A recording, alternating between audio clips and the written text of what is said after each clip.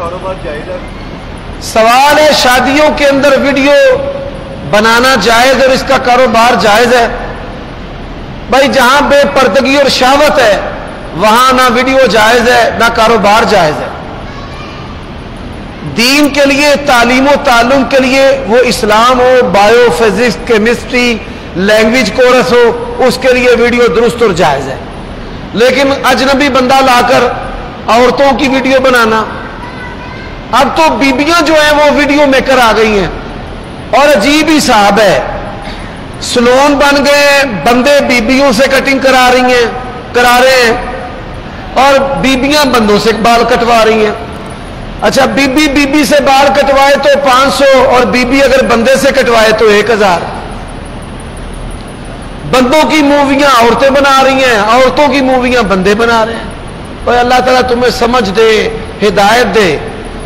بندے بستروں پہ ہیں، عورتیں دروازوں پہ ہیں، بندے موبائلوں پہ ہیں، عورتیں موٹر سائیکلوں پہ ہیں۔ ہر چیز الٹ ہوتی جا رہی ہے۔ غیرت جو ہے حیا، غیرت، جس گھر میں حیا نہیں، غیرت نہیں، وہ جانوروں کا ٹکانا ہے۔ اللہ تعالیٰ ہمیں محفوظ فرمائے۔ شادی کے لیے سونا چاندی کتنا ہونا ضروری ہے؟ شادی کے لیے سونا چاندی کا ہونا ضروری نہیں ہے۔ شادی کے لیے مرد کا شادی کے جنسی طور پر قابل ہونا اور روزی روٹی کما کر دینا یہ ضروری ہے۔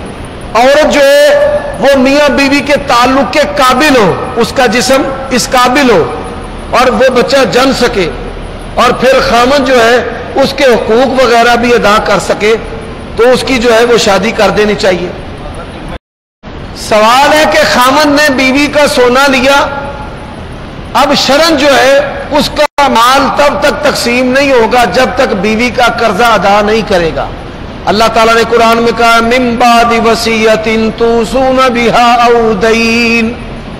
اب اسی بندے نے سوال کر دیا، وہ ساری زندگی ہم ان کو روٹی کپڑا دیتے رہتے ہیں تو انہاں دا زیور بھی نہیں بیچ سکتے۔ پیارے بھائی، والدین کے ذمہ اولاد کی روزی روٹی ہے اور خامد کے ذمہ بیوی کی اور اولاد کی روزی روٹی ہے۔ روزی روٹی، کپڑا، چھت، نانو نفقہ دینا الگ ذمہ داری ہے، لیکن دونوں کے مالی جو حقوق ہیں وہ الگ الگ ہیں۔ آپ خامد ہیں، خامد کا مطلب یہ نہیں ہے کہ عورت کے مالی حقوق غصب کر جائیں۔ میرے رشتہ داروں میں بھی میں نے دیکھا ہے، عورت جو ہے پہلے خامد نے کہا چوڑیاں بیچ، اس نے وہ بھی بیچ دی، پھر کہا جی انگوٹھیاں بیچ، وہ بھی بیچ دی، آندھی اور کال ایک جوڑی رہ گئی کرنا چھپانا لی، وہ بھی بیچ دینی تو میں تینوں طلاق دے دینی۔ ایسے جو کٹاوے ہیں نا، جو بربادی پھیرتے رہتے ہیں گھروں کی، ایسے خامدوں سے الگ تھلگ ہو جانا ہی بہتر ہے۔ جو عورتوں کا زیور ہوتا ہے نا، یہ اولادوں کے لیے کام آتا ہے، اولادوں کے لیے۔ میں آپ کو مثال دیتا ہوں، اپنے گھر سے مثال دیتا ہوں۔ میری جو نانی ہے انہوں نے اپنا زیور اپنی 4 بیٹیوں کو دیا، آگے میری والدہ نے وہ زیور اپنی 3 بیٹیوں کو دے دیا، اور آگے بہنوں نے رکھا ہوا ہے کہ ہم اپنی بیٹیوں کو دیں گے۔ تو مائیں ایسی چیزیں قبر میں ساتھ نہیں لے جاتی، خامد صاحب اپنی بیوی کی چیزیں نہ بیچ، یہ چیزیں تیری اولاد کے کام آئیں گی۔